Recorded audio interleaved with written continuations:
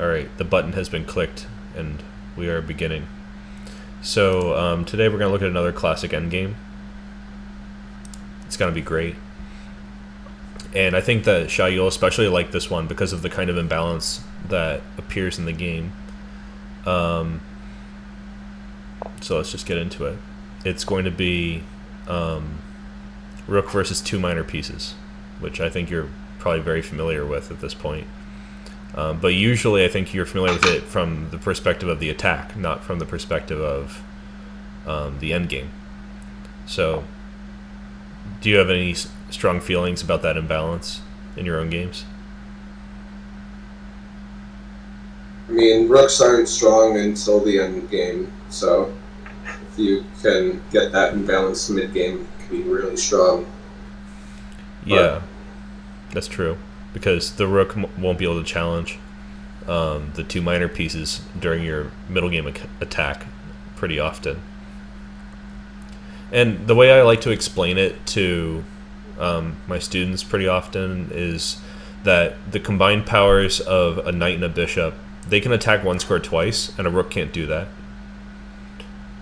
They also control more squares overall compared to a rook on its own. So these are some of the sources of power of minor pieces against the rook. And the rook's main advantage over the minor pieces is that it can control two colors at the same time. But if you have a knight, it can always compensate for what color the light square bishop doesn't, or dark square bishop, whatever color bishop it is. It can always compensate for whatever color it's not controlling. it is an interesting note that that only happens half the time, though. Yeah, only half the time. Okay, so in this game we're following some Queen's Gambit decline type stuff. There's a popular opening trap that I've probably only ever seen happen like one time. Uh, it starts out like this. You're able to see knight d7 on the board, right? Yep. Okay. So in this position, there's a trap for white. So white might see an opportunity here, and if they're not thinking about it too hard, they might just go for it and end up in a lost position. Do you see what white might think is a tactical opportunity here? Trying to grab the pawn on d5. Yeah, what's wrong with that?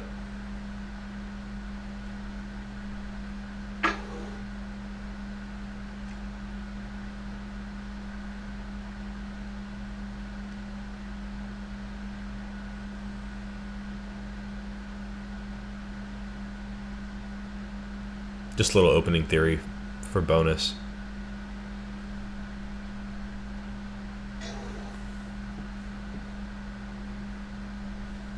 For anybody who's watching the premiere later, the way to grab a pawn here is with this exchange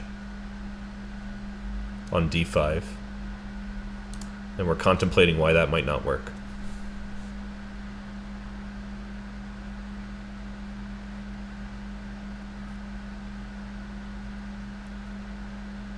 Oh, because you take the knight back, bishop takes queen, and then we play bishop to d4. Check. Yeah, exactly. So takes, takes, takes, and then we just go ahead and take the knight. This kind of move, you would only miss this if you're worried about your queen and your thought process ends here. But you should notice that their king is basically trapped. So we give this check. They can only block with the queen. And that's encouraging. It shows that we should at least get our queen back, but actually it comes with interest. That knight that they sacrificed, we get to keep that knight. So this is just a little bit of a bonus position.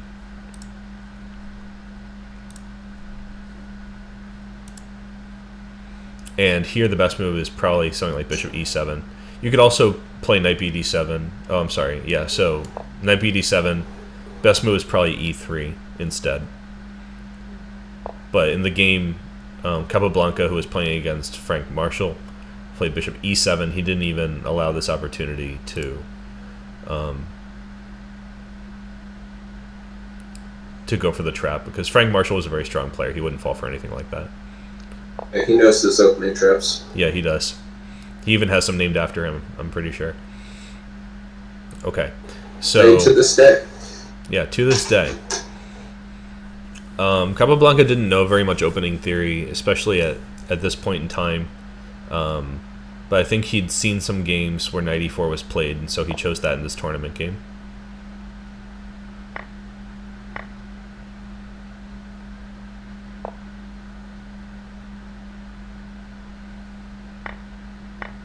This is already the beginning of where we might start thinking about the endgame. This decision to capture on c3 leads to a very common pawn structure. This happens pretty often in the same-ish opening. It happens in the Queen's Gambit Declined. The doubled c-pawns is a repeat motif in the d4 and c4 openings. And doubled pawns are often regarded as a weakness in the endgame. And there's, I think, two reasons why the doubled pawns can be weak. The first reason is that they would like to be doing some work elsewhere, and they're redundant on the file where they live. So you might say that this b pawn could have had a better future, for instance, living on b3, supporting the c pawn, but now it can't do that because it's behind the c pawn. Or maybe you would like to have advanced that pawn all the way to b4, and now it'll never ever reach b4 or b5 or b6 or anything like that. So that's one kind of weakness of the doubled pawns. Another kind of weakness of the doubled pawns is that they can become a sitting target on their own. And I think this is the less intuitive version of why the doubled pawns can be weak, because oftentimes to exploit that kind of disadvantage, you have to trade off one of the doubled pawns, so they're not doubled anymore at that point. So we'll see that in this game. First, Capablanca played knight d7, knight f3, castle, queen c2, hitting on h7, so naturally we should play the move h6. We don't really want to play a move like f5 in this structure.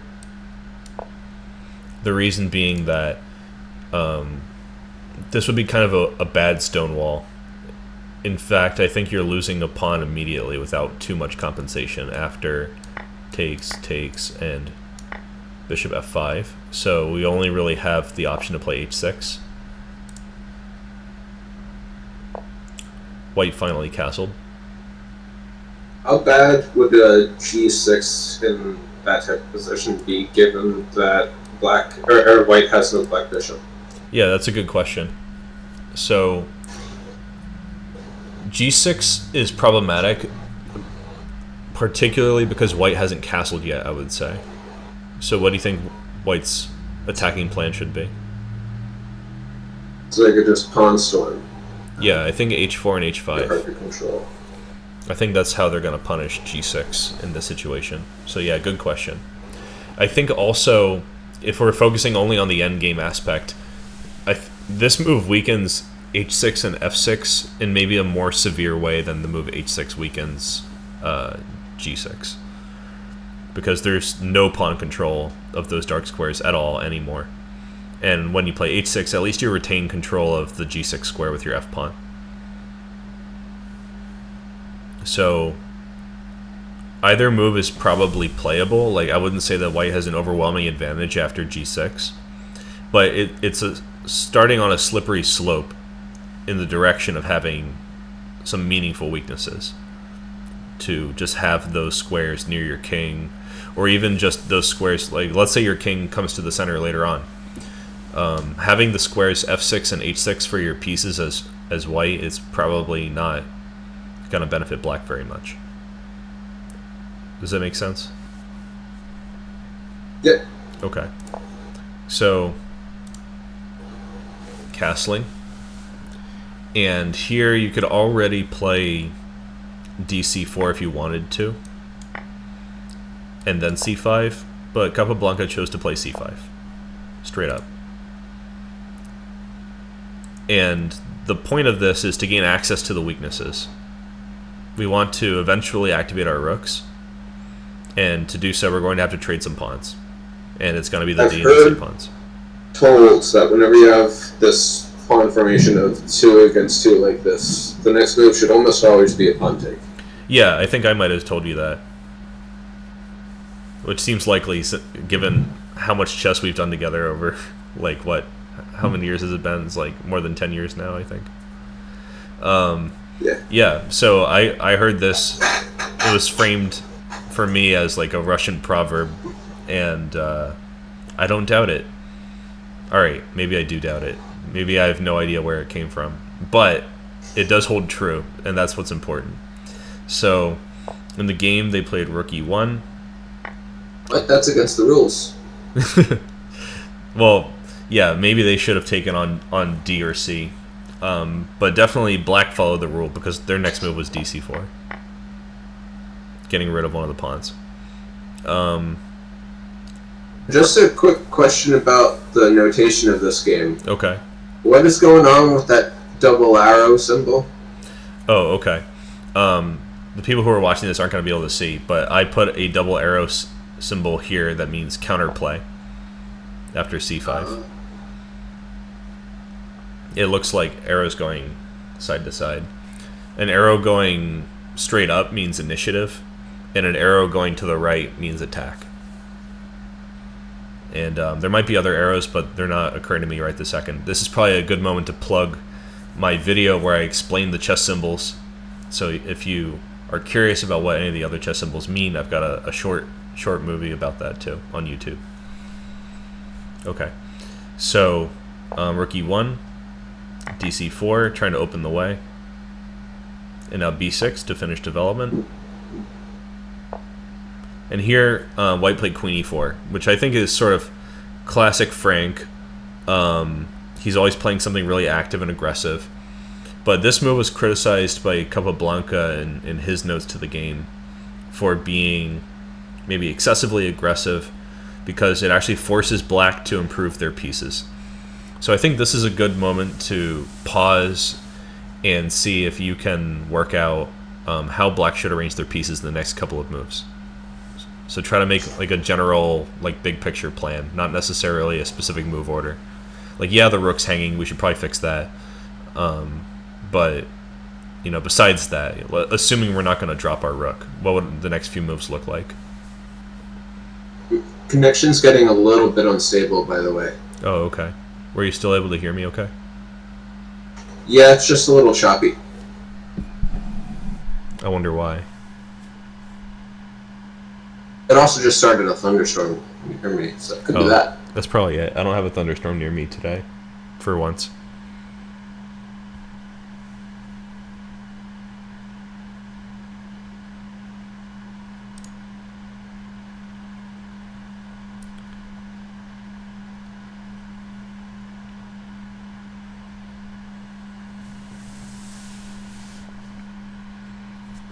You could go piece by piece and just say, like, where do you think they belong?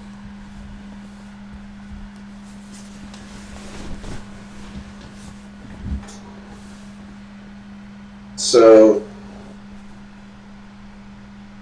probably the knight's gotta get out to the F6 square is the most intuitive next place for it to go. Yeah. Which allows the bishop to get to the B7 square that it wants to be on. And the rook in the A corner can go to the B file, which is half open. Mm-hmm.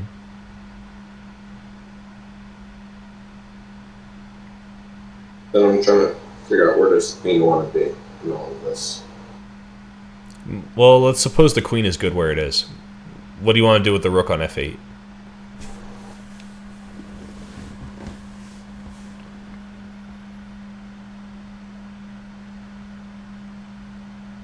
I suppose the obvious idea is the other half open file. Which would be? D file. Yeah. I think that if you put the rook on B8, it's not that advantageous. Like, it's a half-open file, but you're looking at your own pawn. You're not looking downwind at an enemy pawn. So I would criticize only really the placement of that rook and the bishop as a consequence.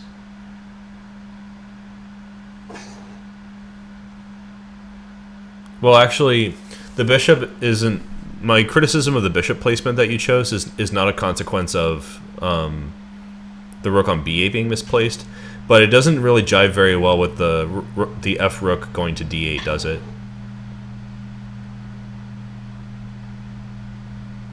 Because your bishop on d7 will block the rook on d8.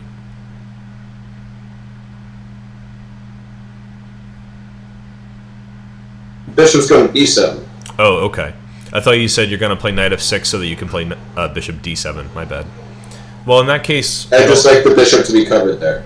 Okay. I don't have any qualms then. This is exactly how you should arrange the pieces.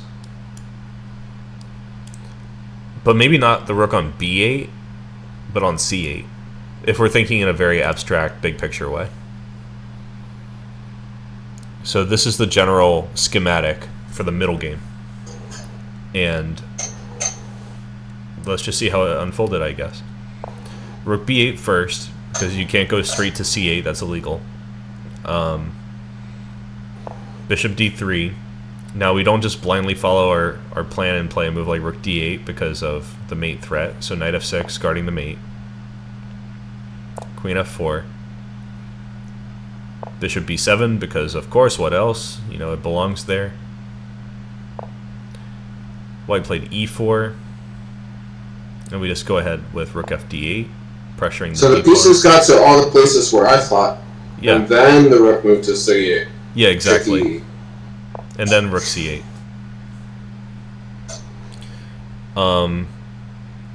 Okay, so I think rook e3 was a dubious move.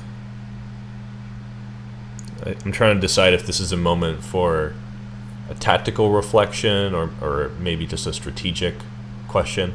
Yeah, let's think about this. What should black play here? You know, you got all your pieces to the places where they belong, and where they belong could of course change, but you know, how are we going to improve them further now that all their dreams came true? First thing I'm doing is I'm trying to figure out why he put the rook there. On e3? Yeah.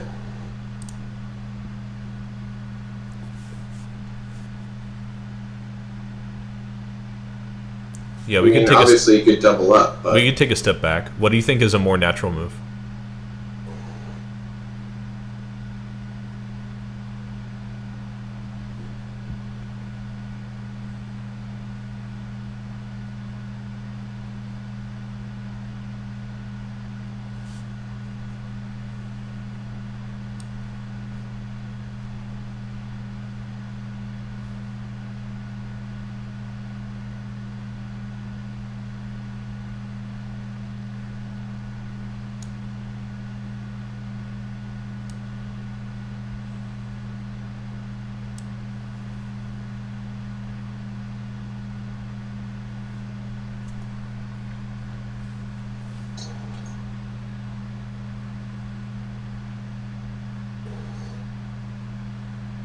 I suppose the only natural move would be e5, and then you gotta look at the tactical consequences.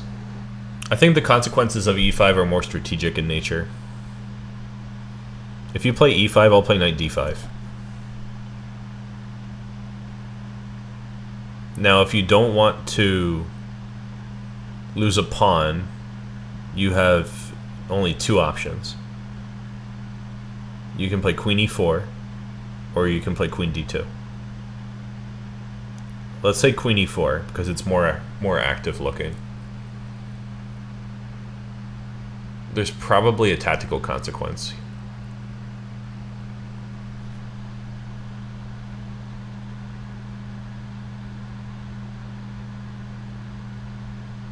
I think g6 is forced.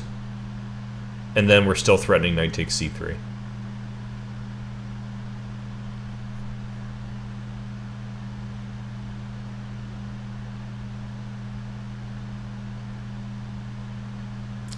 That seems like it's kind of interesting, though. You know, provoking g6 weakens h6. Maybe they would play queen to h4 next. h5.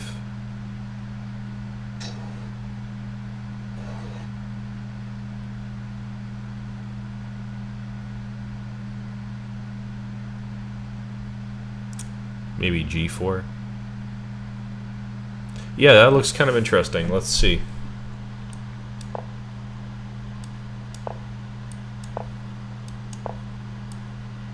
Oh no, this is hanging the queen. I mean, not hanging it, but like trading queens on in a way that I didn't want. Yeah, full disclaimer. Part of my board is covered up for recording purposes. I should probably get another monitor or something, but you know, such is life.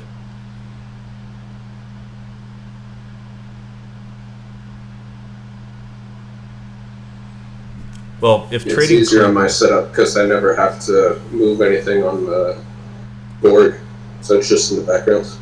Yeah. Yeah, I think here probably after g6 their position is solid. Knight takes c3 is a threat. Even if you play c4, there's knight b4 taking that bishop, which would be good for the endgame. We play bishop against knight. In fact, it might just be winning material. Yeah, c4, knight b4, queen e2, bishop takes f3, queen takes f3, pawn takes d4, pawn takes, and then rook takes. They don't have bishop g6 because it's not check, and then rook takes d1.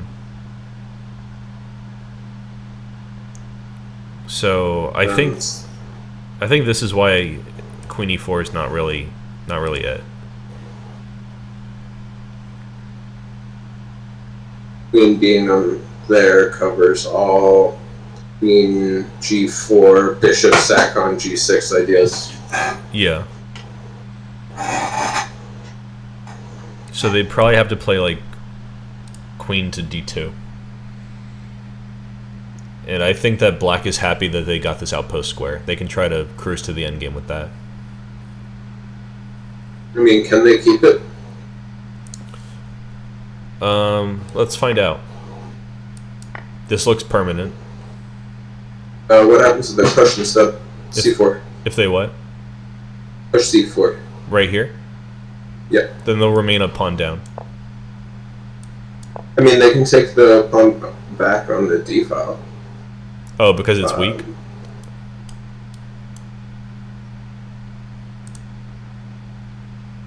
I think that this will be... Oh, you mean because they can take it right now?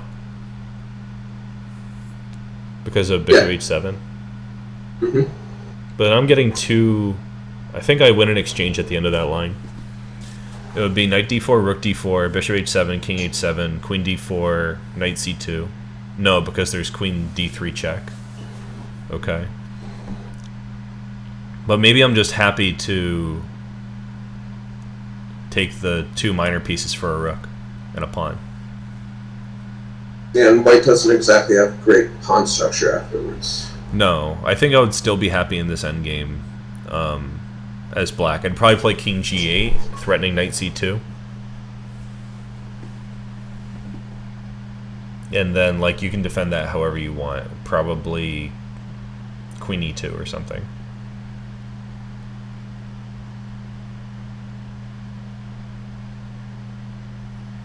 I think my two minor pieces are going to be pretty good in the endgame. And just to show it on the board for everybody, we're talking about this.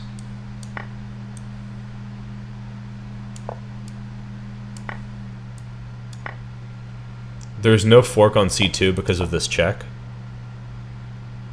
but we're still like fine with this position, I think.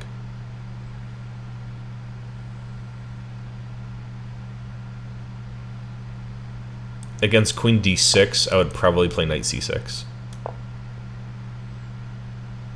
Oh no, that loses a piece. Okay, so maybe not knight c6.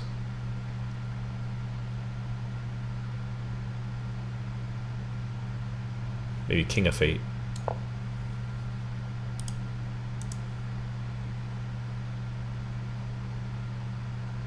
That looks pretty reasonable. Just bringing the king towards the center for the endgame. Threatening rook takes c4. Also, knight takes a2 is plausible. I think I wouldn't play knight takes a2 immediately. I'd wait until after I could somehow safely play a5. Because I don't want to see rook a1 and then rook takes a7.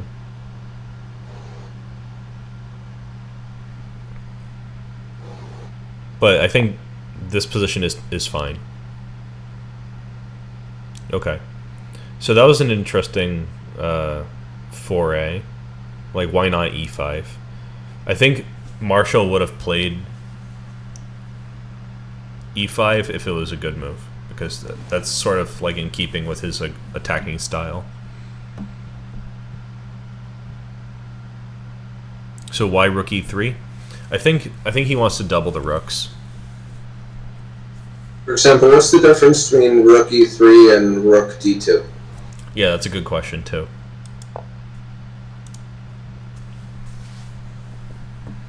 Feels like that's less committal. I think he wants to also lift a rook to g3 or something. I see. That makes sense. But I'm also asking myself, what will black play here? I think it's pawn takes d4. And, like, I think I'll play the same way. Like, I'll take, and play rook to c3. Like, two can play this game. I think I'll double on the c file.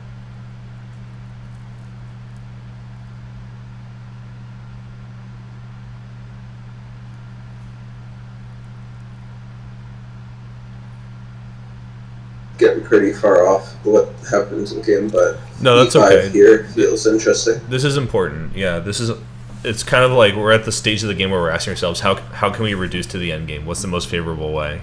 How do we keep good chances for both sides? So totally relevant here. It's interesting. So rook e3 is what he did, and Capablanca opened some lines for his rooks. And you'll see this structure over and over again in a variety of openings. It's 4 versus 5 on the king side, and it's 2 versus 1 on the queen side. So black has this pawn majority that they could probably, since it's a queen side majority and the kings are both on the king side, I would imagine that they could more easily advance their queen side majority than black could advance their king side majority, since right now advancing the king side majority means creating targets of your own king and your own pieces. But for black, advancing the queen side majority, only the pawns themselves would be targets. So I think already we could talk about some small advantage just from the structure for black. So rook c3, activating the rook. And bishop b1 was a mistake.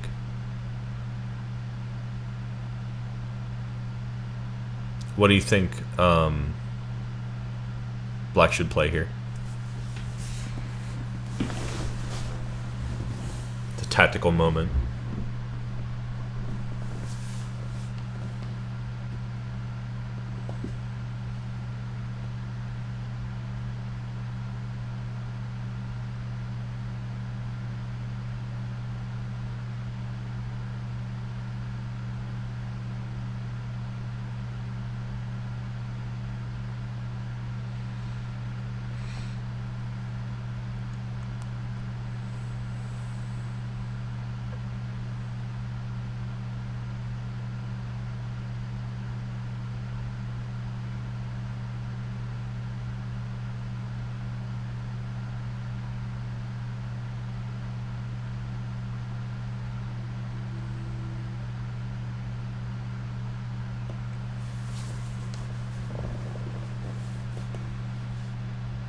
What do you think the tactical targets are in this position?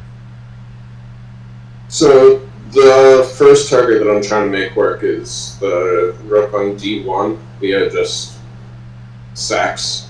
Okay. Like you're just trying to play e5 and make them take with the e pawn? I mean, sorry. Like you could just rook takes d4. Okay. But that doesn't actually lead to anything. So the knight just takes. It's not interesting. Yeah. Even if the rook takes, then they have rook e1. So not quite working out.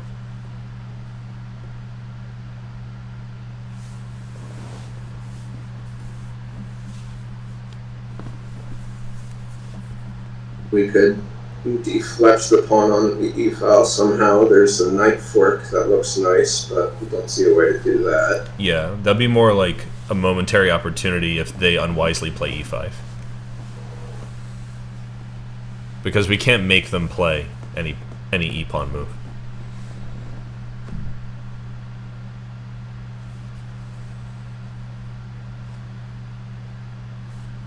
Without thinking about moves, infiltrate with our queen.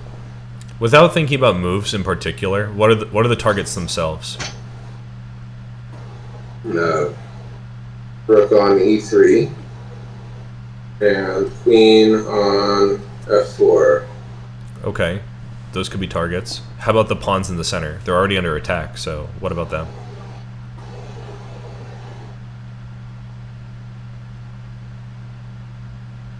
I would say that they're tactical targets, even if they're not so like... What?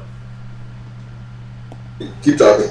I was gonna say, even though that they are protected, they're still targets because they're under attack. So if we could just arrange an appropriate deflection of the defending pieces, we might be able to win a pawn, and that would be enough to get a good endgame.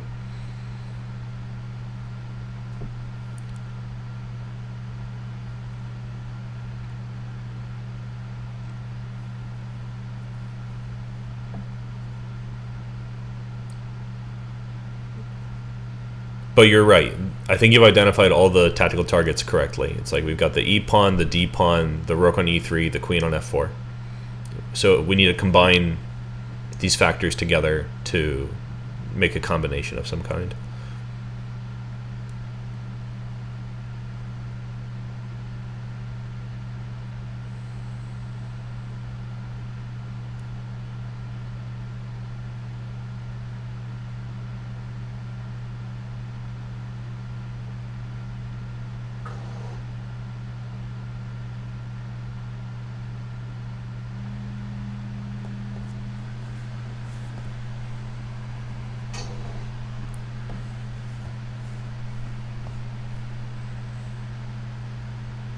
G5 feels like a fun and bad idea. It's a bad idea? I would think for at least 20 minutes before I played it. You made up your mind about how long you would think about it already? I never really look at a move and I'm like, that's a 20-minute think kind of move. Well, let's analyze G5 because it stands out, right? What do you think they'll play? So, queen e5 is out because the knight fork. Yeah, I think that's fair. Hard to defend the pawn in any other way. Yeah. What's the most forcing move? Probably they play queen g3, trying to get a counterattack. Or you could just take it with your knight and check forever. I don't know if it's check forever. Let's analyze it a bit. G5, knight takes G5, right? Yep. And are you going to take back or play something else? Well, h takes back's the most obvious choice to evaluate first. Yeah, it's definitely the most obvious. But I think it also has a glaring issue. That you defend or get rid of all of the places your king can hide? That's not the issue. Because I could run to e8. The issue is that your rook is hanging. They're not going to keep checking. They're just going to take the rook.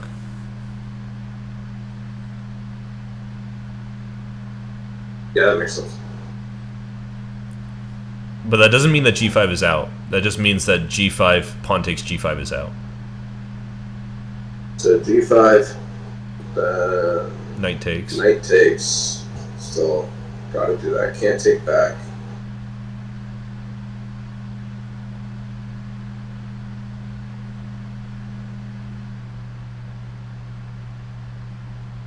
Rook takes rook, gets rid of the hanging rook. Yeah. And leaves the knight hanging. Yeah.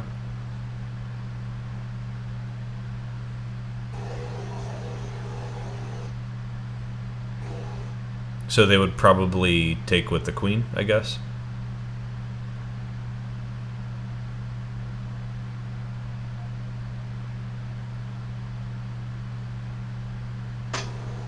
They could also take with the pawn.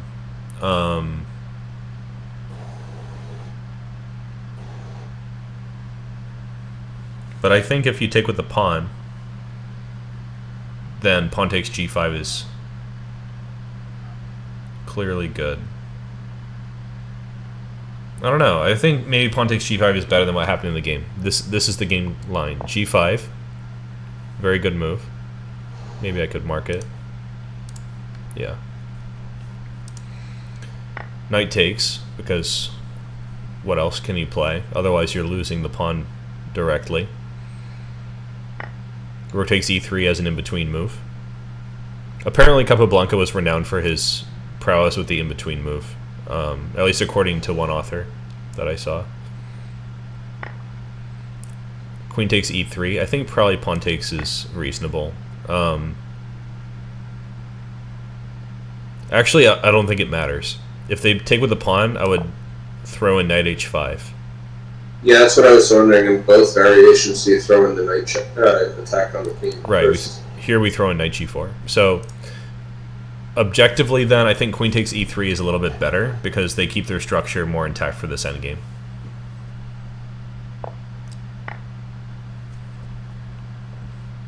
And now, it looks like a piece-up position, right?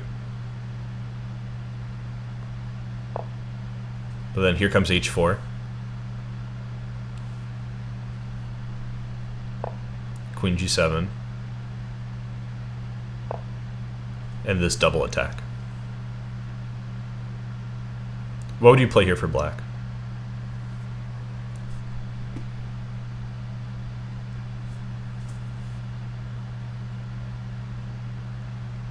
I think that this game became needlessly complicated on this move.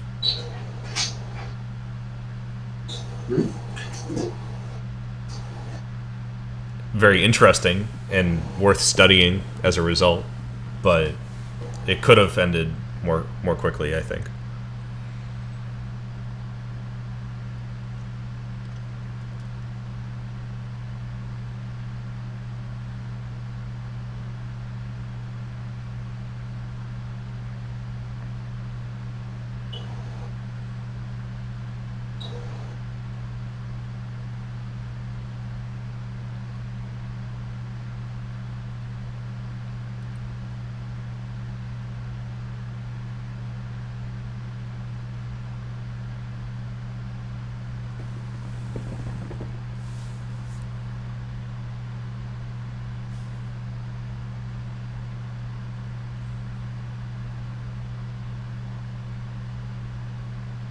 Rook takes d4. In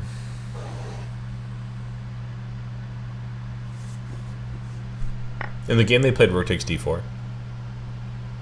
There's a better move. Rook takes d4 was actually praised in the commentary at the time as a brilliant move. So you found a brilliant move, but there's an even more brilliant move.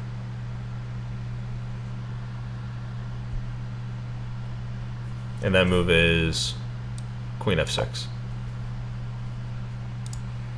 Tricky. And yeah, it is very tricky. It's threatening mate. It's defending the rook on d8. So I think f3 is probably forced. And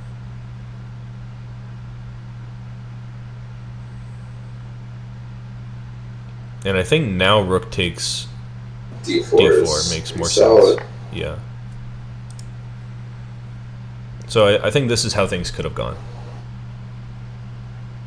but Capablanca just took directly on d4, which is understandable. It's like it's a forcing move. If you calculate it and you see that you're winning, why would you calculate something else, right? Okay. Yeah. So here comes a check, and then e5 check, and then bishop e4, saving the bishop, but giving up the rook. And now we have our endgame with 2 minor pieces against rook. I know it took a while to get here, but I think that part of the point of this Endgame Repertoire series is that it actually, you have to think about all the part that leads up to the endgame to make sure you understand, like, how do these positions even arise, so that you can get them in your games and then conduct them properly. So let's see about this. I think the first move is pretty obvious. What would you play here?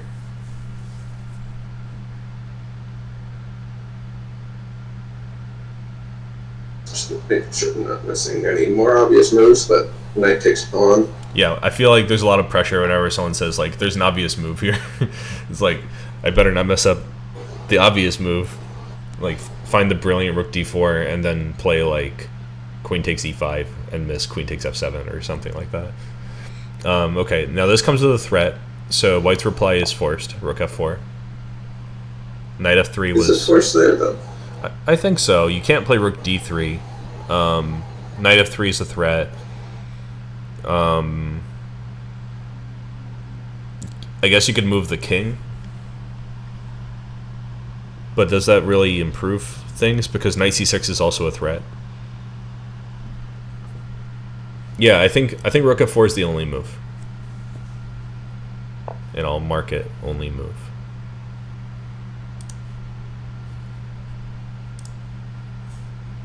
Right. So this defends against both knight f3 and knight c6 at the same time. So it's kind of necessary.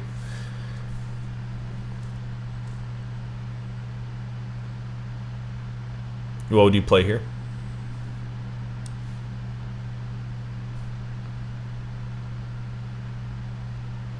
I think it's a tricky moment in the game.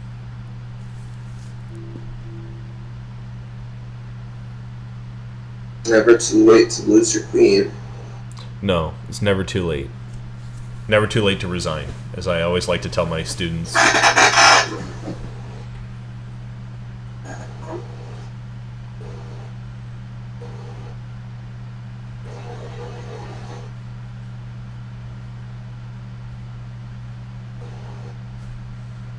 Never give up on resigning. Trying to decide if bishop e4 is needlessly complicated. Well, it looks pretty forcing. What happens if they take it? Just for the audience. They have a no good time getting checkmated with the knight on f3 and queen on a1. Yeah, queen a1 is coming up. So probably it would be something like bishop e4, rook e4, knight f3, king f1, queen a1, king e2, and then... Is there a mate in 1 here? I don't think so. No. I think mate in not very many. Maybe knight g1? And then just chase the king. The queen's just locked out. Yeah, let's queen. Let's play it on the board. Bishop e4. They take. We throw this check. Throw this check. And I would like to keep checking them. So I think maybe knight g1.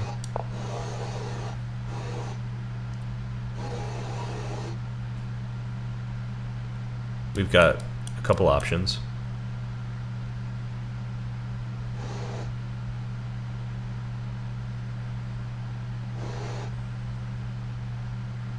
I'm not sure about this.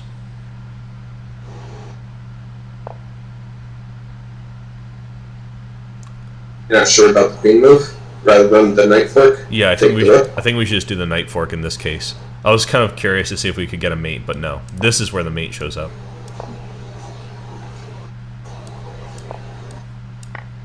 I was wondering if it was mate in both lines. But no. In this line, we have to settle for material. So it goes.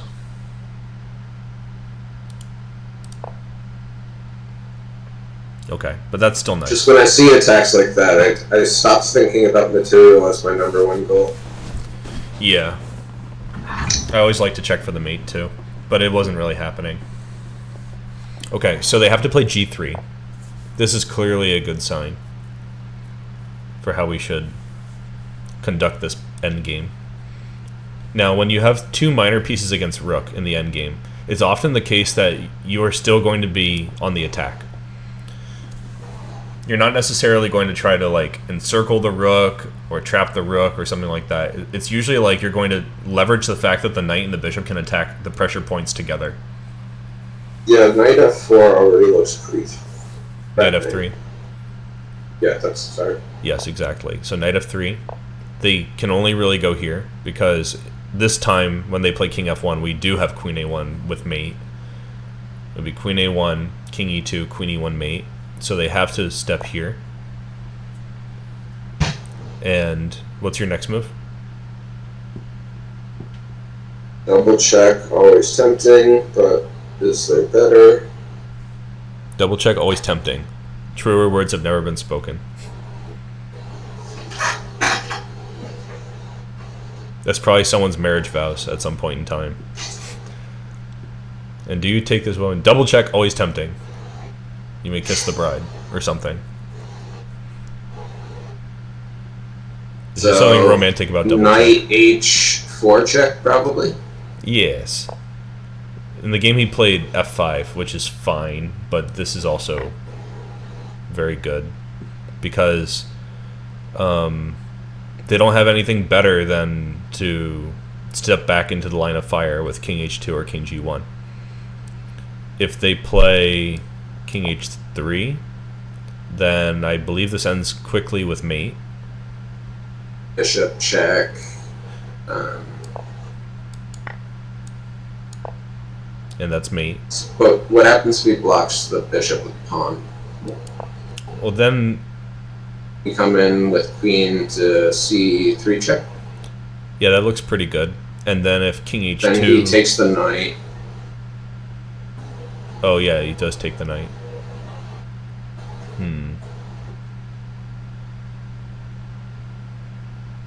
Maybe we play queen g5 here. No, there's queen f7. Oh, okay, maybe this is actually not a good situation to play knight h4. Unless there's something here. Something sneaky.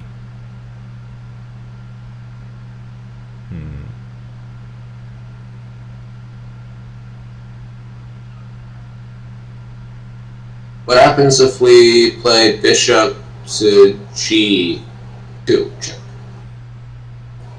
I think they have king h2.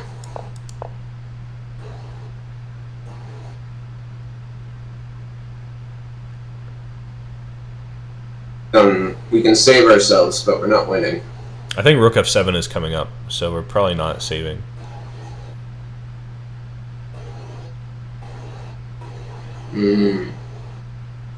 I think it's not working. Okay, so actually knight h... I have to eat my words. Knight h4 is not working quite yet.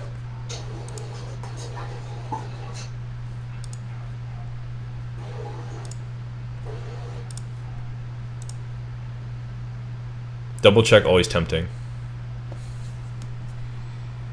Capablanca, good player. I think there is probably an alternative move here as well, but okay, let's just say f5. There's the other double check to always think about, but Knight e1. it didn't seem to immediately grant us anything. Yeah, I think knight e1, king f1, it's not doing anything. Okay, so f5 was played. And now we're playing like a pure bishop and knight against rook if they trade like this. The more I'm looking at the rook being trapped in jail, it's kind of nice. Yeah, one pattern I really like a lot is what happens when they take on f3. What's the best move here?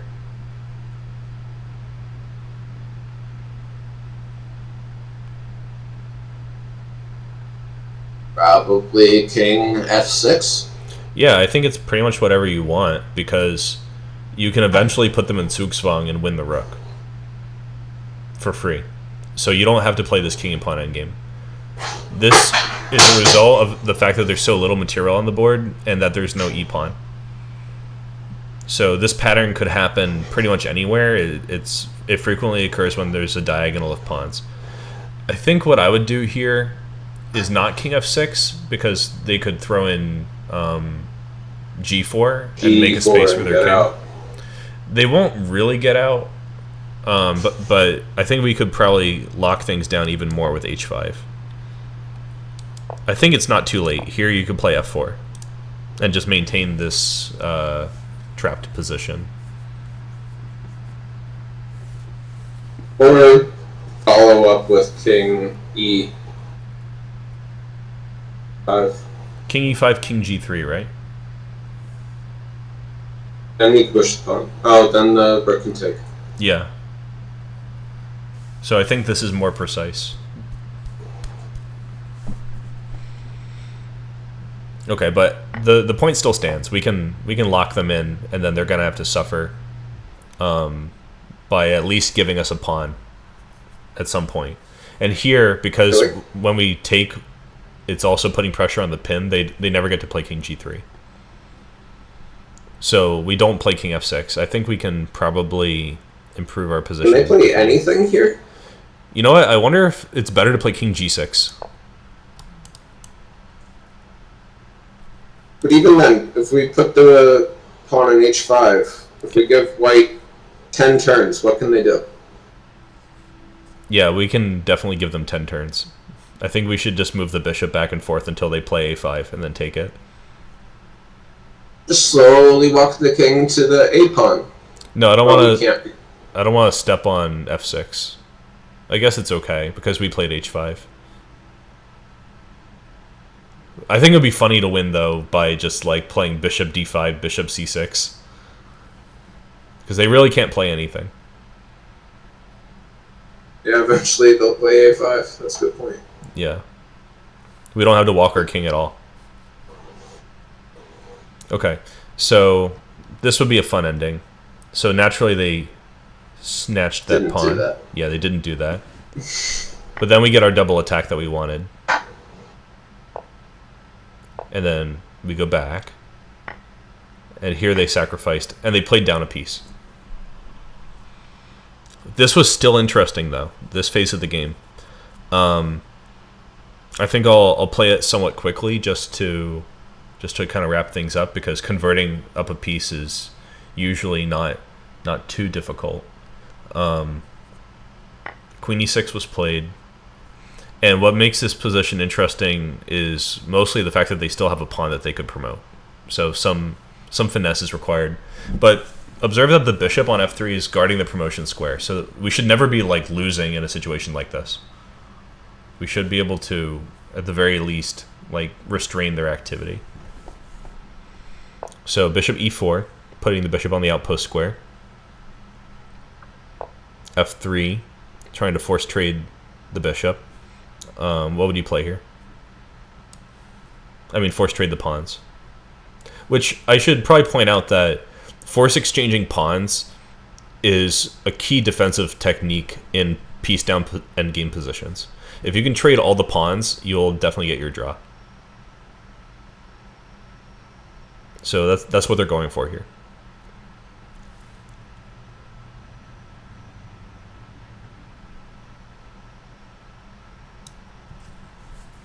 It's also worth mentioning that you cannot tactically take the pawn on f3. Yeah, I'm thinking about the queen checks. Uh-huh. Is there a way to keep it simple? Like, not necessarily having to think about queen checks? Right now our queen is ideally protecting our king, right? And the queen b2 is not going anywhere. Move the bishop along that diagonal? Like, yeah. The queen b2 option is not going anywhere, right? So, d3 or b1? Yeah. The game he chose bishop d3. which I think is keeping options to attack the king alive. It's kind of threatening queen b2. You could easily imagine like queen b2, king h3, bishop f1 being really good. So I think that's why he chose d3 and not b1. So here comes queen d5, queen b2, and not king h3 because that's losing, so he played this one.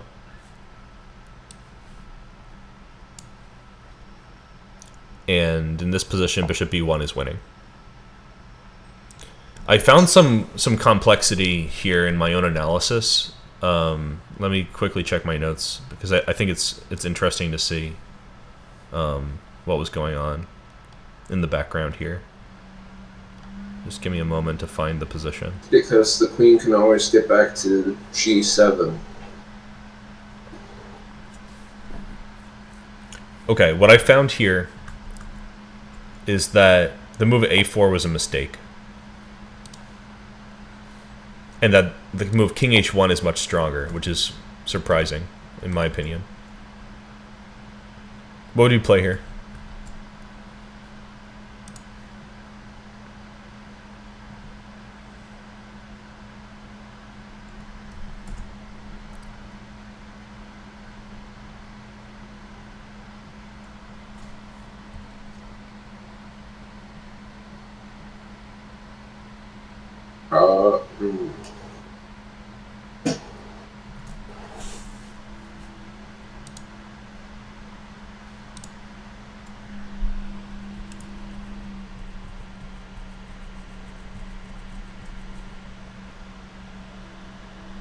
See how that complicates things a little bit. Yeah, what's complicated? What do you think? There's no actual way to take anything. Because of... If we took the pawn with our queen, then he could just come in to...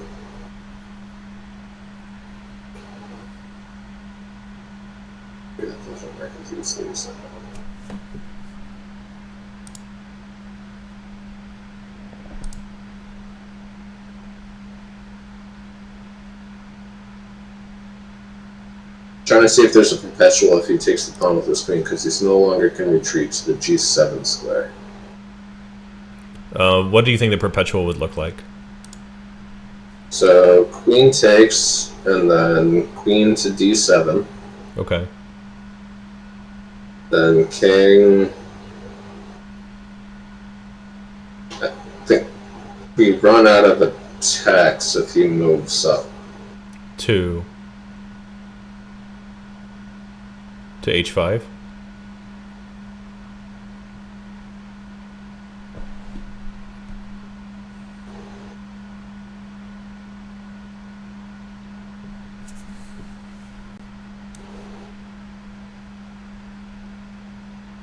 I think if they play king h5, you have plenty of attack.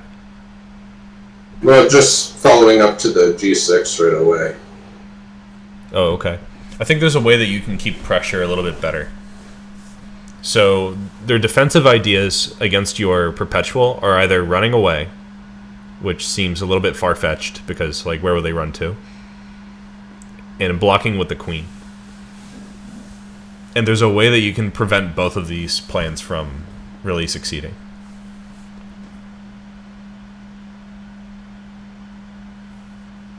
This is a good puzzle moment, so anybody who's watching the recording, you might want to pause here and see if you can find the perpetual for white. After queen takes pawn. So it would be something like this. And you were looking at queen d7, and you didn't seem that happy after king g6 because you run out of checks. I think what you notice is that after queen e8 they have queen f7. Is that true?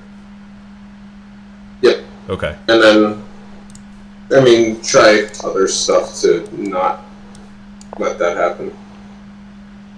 But it's not working. Like, you could try attacking on d6, but I also didn't see it. It seems to peter out. What's your other option for the perpetual squares? b7. Okay, what's the difference between b7 and d7?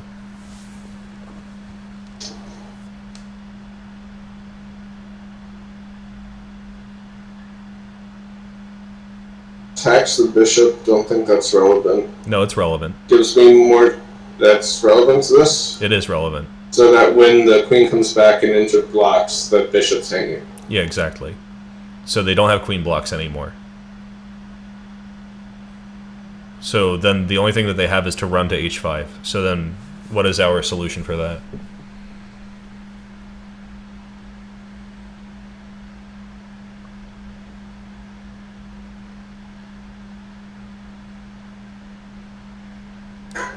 I haven't found this in any commentary on this game, by the way. I think it's kind of interesting.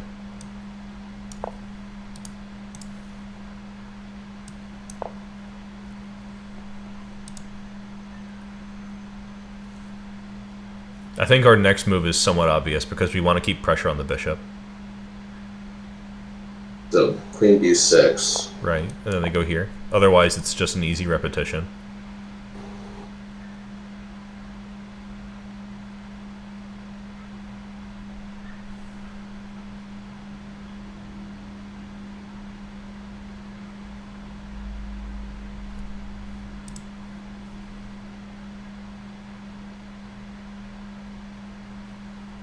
Trying to see if g4 works.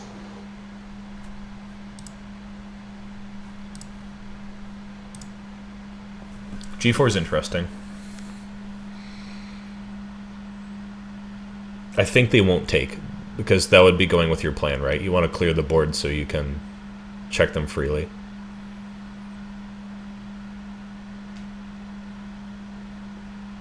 I think they'll play king h4. Then you have queen. No, you don't.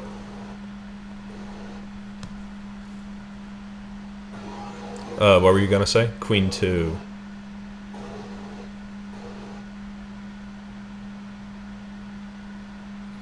I think you run out of checks. So I guess the one that needs to be looked at is queen to f6.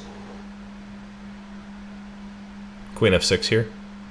Or after g4? After g4. Okay.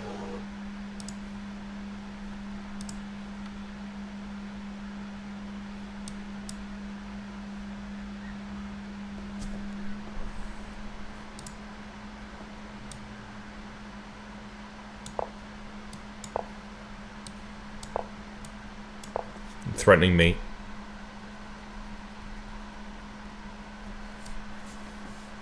And takes on h6. Oh, I should probably go... Let me see. I should probably go straight to g3 then.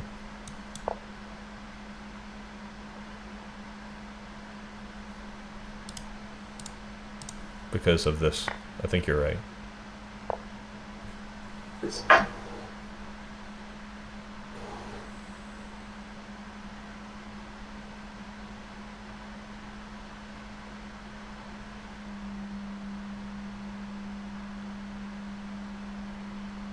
Bishop covering that pawn is actually annoying. Mm-hmm. I think your checks run out after, for example, queen d6, king f2.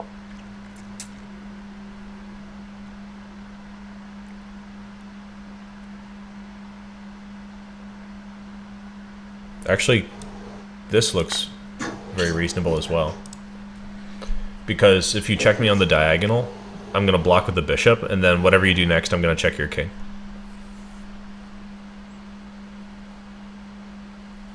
For example, like this. Go back.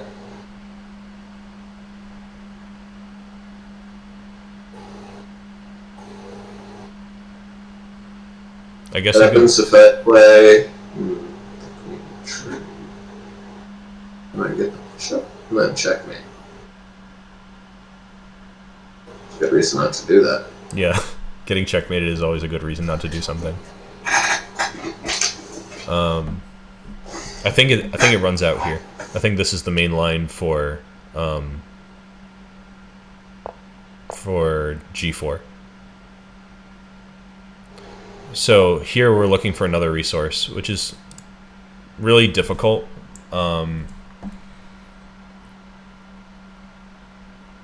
here you have to play a quiet move, which is ridiculous in a position like this.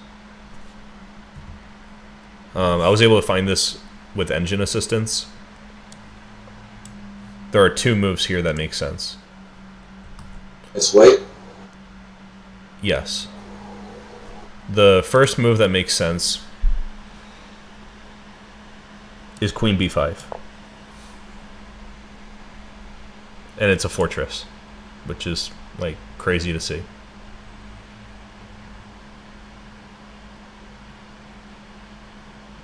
You can't really improve the position further, it turns out. The idea behind Queen to b5 is to prevent Bishop d3, in my opinion, and to maintain the pressure on f5. And so g4 is a big threat.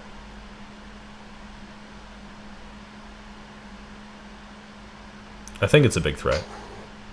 The other move here is Queen b8. And honestly, these moves are slightly above my pay grade. Like, they're just very, very strong computery moves. I think a GM would often miss these moves in this position.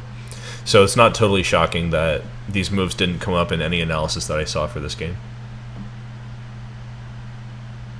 It's just ridiculous, but looking at these kinds of ridiculous cool things is edifying. I think it's really good for your chess to try to understand some ridiculous moves that the engine found.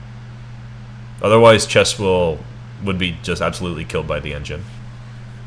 So if we can take interest in the things that the engine comes up with, then I think there's still a lot of hope for chess. So interestingly, he played a4 and lost the game in much more slapdash fashion.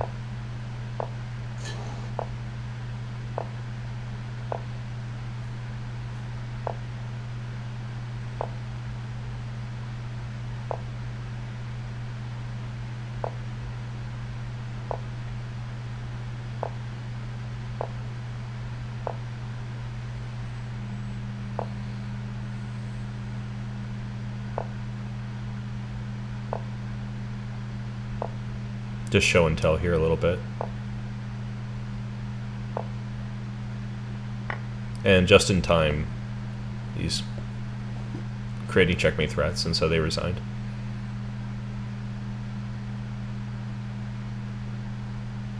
So that's the game. I think that the most interesting part of the endgame... So I guess I should say the attack on the king that appears after bishop e4 is really important. This is something that you should expect when you're playing minor pieces against rook in an otherwise balanced position. The attack on the king is a really important motif, but it's relatively simple in this game. So I thought that the really interesting thing was where the counterplay appears at this stage, where a4 turns out to be a bad move, and that there's this like fortressy draw.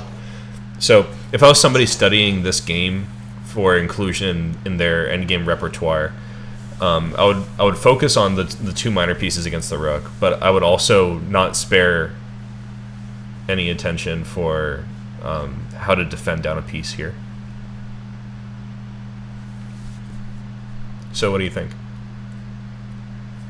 Tricky. Yeah, very tricky. But an interesting game. So I guess we'll wrap up here. Just message me if you have any questions about this. Will do. Alrighty. Thanks for joining.